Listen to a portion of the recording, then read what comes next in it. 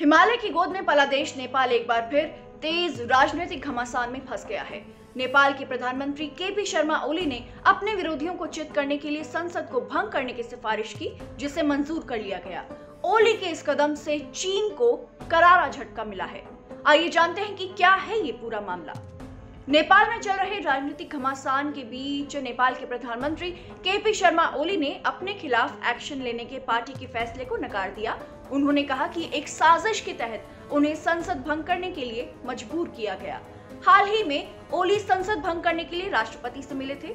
KP Sharma Oli ने यह फैसला तब लिया जब राजनीतिक सत्ता को लेकर सत्तारूढ़ पार्टी के ही पूर्व प्रधानमंत्री पुष्पकमल दहल प्रचंड से उन्हें कड़ी टक्कर मिल रही थी।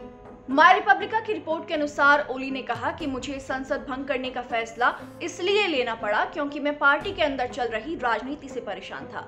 मेरे खिलाफ अंतर्राष्ट्रीय और राष्ट्रीय ताकतों के साथ मिलकर साजिशें रची जा रही थीं।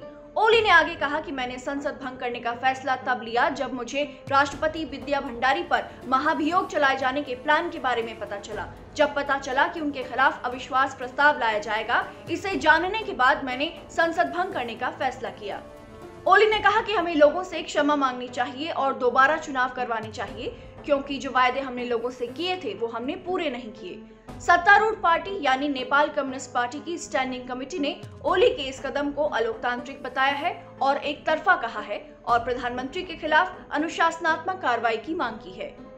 काठमांडू पोस्ट के अनुसार ओली ने इस कदम का विरोध करते हुए कहा कि ये फैसला पार्टी में दूसरे नंबर के पद के द्वारा लिया गया है, जो पार्टी के संविधान के ही खिलाफ है। क्योंकि मैं पार्टी के पहले पद पर हूं, इसलिए मेरे अलावा और किसी के कहने पर बुलाए गए मीटिंग को सही नहीं माना जाएगा। आइए जानते हैं कि कैसे ओली के इस कदम से चीन को झटका लगा है। चीन ने वादा किया था कि वो रेल लाइन से नेपाल को जोड़ेगा, लेकिन इतने साल बीत जाने के बाद भी ये वादा पूरा नहीं हो पाया।